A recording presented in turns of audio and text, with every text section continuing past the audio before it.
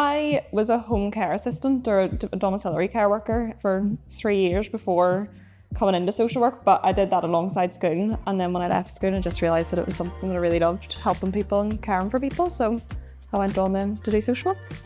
Coming from school into uni, it is a massive jump. It kind of feels like my school was quite small as well, so it was definitely felt like I was being like thrown into the ring of fire. But you just kind of have to find your people. I ended up quite friendly with people that were older than me, and then 2 other people that were from school. Everyone brings their own life experience and their own advice and their own tips and tricks for the world. And it was always good to have that. So just making connections in social work is always the most important part of it. My favourite part probably became one of my least favourite parts as well, which was placements. I loved them. I really loved my placements, but very stressful. But they're a great experience, and you find out so much about social work and the world of social work when you're actually out and doing it. Well, my first one was a great experience. It was in the Schenkel Wellbeing Centre in Intensive Adolescent Team, and it was like going into the ring of fire, but I loved every second of it. It was crazy and wonderful all one time. And then my second placement was 5 months in Community Mental Health Team out in Larne, and it was just a completely different experience. It was adult services, but I loved kind of seeing the whole different world of work, and the difference between adults and children's services is like worlds apart.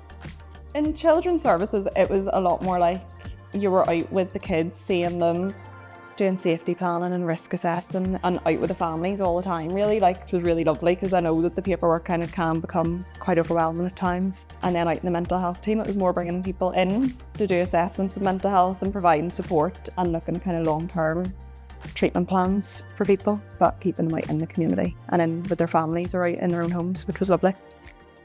Yeah, my biggest challenge was definitely the academic writing. It just wasn't my strong point, especially reflective writing, because you have to like really go into your thoughts and feelings, which is just something that I struggled with. But I definitely used the resources at uni, like my personal tutor and my practice teachers and stuff during placements were just brilliant to kind of teasing out the reflections and helping me then to write it all onto paper.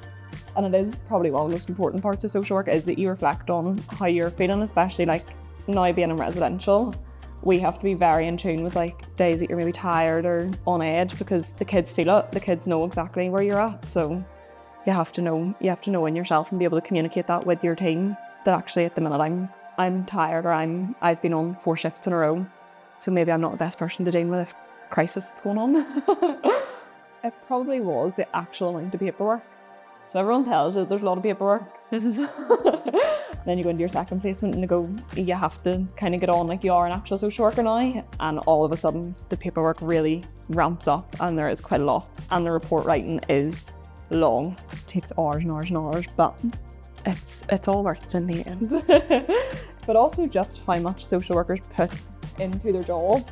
A lot of social workers go in and they literally just give everything they can to the children, just in terms of like, they always want the best for the child, always want like the best outcome, and that's drilled into you constantly through social work. So and it was just so eye-opening to be like, these people actually really care about these kids or these service users as well. Just in adult services they're the same, and in residential, because we're so close to the kids, we're with them 24 hours at a time. You kind of get on like a big happy family sometimes, and not so happy other times. But we put everything into the kids, like we will do anything for them. And sometimes it can be really hard when you think you've done everything you can and the outcomes don't always seem the same, but it does, it works out most of the time.